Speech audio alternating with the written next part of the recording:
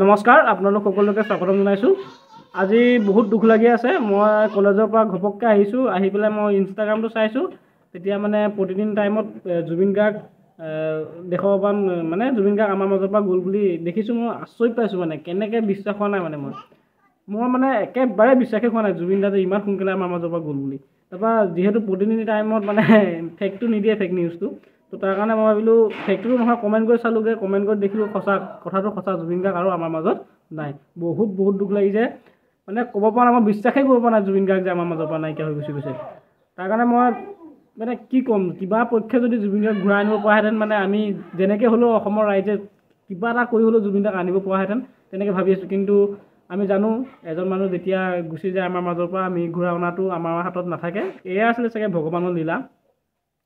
কিন্তু বহুত দুখ লাগি আছে। আৰু অসমত যে জুবিন গাৰ্গৰ নিচিনা এজন ইমান মহান মানুহ জন্ম হ'ব নে নহয় সেয়া মই নাজানো। আৰু বহুত দুখ লাগি আছে। আমি কেৱল অসমীয়া ছিংগাৰ বুলি ক'লে, মই অসমীয়া গায়ক বা অসমীয়া শিল্পী বুলি ক'লে ফাৰ্ষ্ট অফ অল মোৰ ব্ৰেইনত এটা মানুহ নামেই আহে, আৰু সেইজন হৈছে জুবিন গাৰ্গ। জুবিন গাৰ্গৰ বাদ দি মোৰ বাকী শিল্পী আছে অসমত থাকিলেও, কিন্তু মই জুবিন গাৰ্গকে কেৱল মাত্ৰ অসমীয়া শিল্পী বুলি ক'লে মানে ব্ৰেইনত মোৰ অকল জুবিন গাৰ্গ বুলিয়ে আহে। মানে ভূপেন হাজৰিকাদেৱ আছে, কিন্তু তেওঁ চামত আমি নাছিলোঁ, তেওঁ গানবোৰ আমি ইমানকৈ শুনা নাছিলোঁ। কিন্তু জুবিন গাৰ্গৰ আমি জন্মৰ পৰা কেৱল মাত্ৰ জুবিন গাৰ্গ। আমাৰ ঘৰত মানে আমাৰ গোটেই গাঁৱতে কেৱল জুবিন গাৰ্গ বুলি ক'লে পগলা হৈ থাকে। মোৰ লগৰ বন্ধুকেইটাও আছে, জুবিন গাৰ্গ বুলি ক'লে মানে নিজৰ গা তেজ এৰি দিব, হ'লেও জুবিন গাৰ্গ মানে জুবিন গাৰ্গে আৰু। কিন্তু উপায় নাই, বহুত দুখ লাগিছে। মোৰ গাটো বেয়া, হয়তো চাগে আপোনালোকে মাতটো ধৰিব পাৰিছে, মোৰ গাটো বহুত বেয়া। হ'লেও মই জুবিন গাৰ্গৰ আত্মা মানে ভাল স্বৰ্গত স্থান পাওক বুলি মই মোৰ ফালৰ পৰা প্ৰাৰ্থনা জনাইছোঁ। আৰু তেওঁ আত্মা শান্তি পাওক।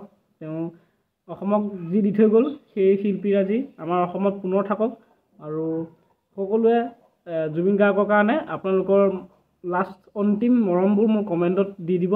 আপোনালোকৰ ফিলিংছটো কেনেকুৱা হৈছে জুবিন গাৰ্গৰ মৃত্যুৰ কথা শুনি পেলাই, সেইটো আপোনালোকে কমেণ্ট কৰি জনাই দিব। আৰু জুবিন গাৰ্গ কেনেকৈ ঢুকালে সেইটো আপোনালোকে হয়তো গম পাইছে, মই ইমান ডিটেইলছত নাজানো। এতিয়া মই জাষ্ট খবৰটো পাইছোঁহে।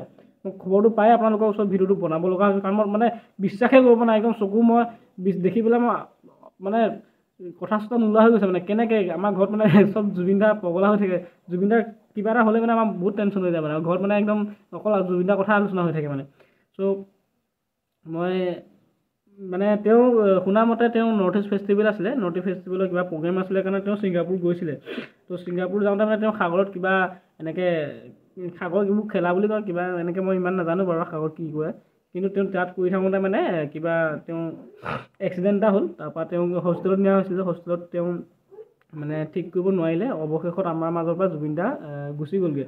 চ' তেনেকৈ বুলি জানো মই, কিন্তু ইমান ডিটেইলছত মই গম পোৱা নাই কেনেকৈ কি হৈছিলে। জাষ্ট মই নিউজটো পাইছোঁ আৰু আপোনালোকৰ ওচৰত ভিডিঅ'টো বনাইছোঁ। মানে বহুত দুখ লাগিছে, মানে একদম কি ক'ম। আপোনালোকেও আপোনালোকৰ ফিলিংছটো কমেণ্ট কৰি জনাব। কিবা মানে একদম একো ভাল লগা নাই। মানে আজি মোৰ নিজৰ গাটো বহুত বেয়া, বেমাৰ হৈ আছোঁ, হ'লেও মই আপোনালোকৰ ওচৰত ভিডিঅ'টো বনাইছোঁ। আৰু আপোনালোকক কমেণ্ট কৰি জনাই দিব আৰু কেনেকুৱা লাগিছে।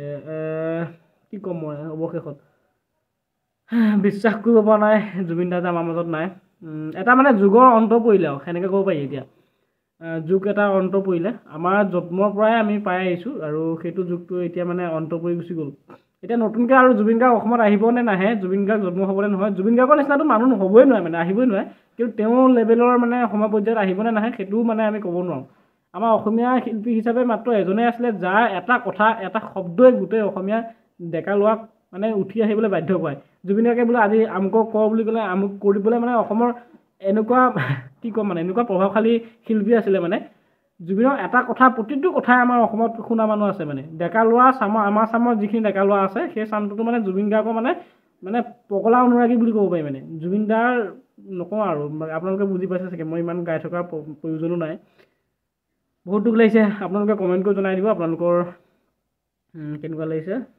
হ'ব দিয়ক, আৰু বেছি নকওঁ। তেওঁ অৱশেষত মই ভিডিঅ'টো শেষত তেওঁ আত্মা শান্তি পাওক, ভাল জেগাত স্থান পাওক।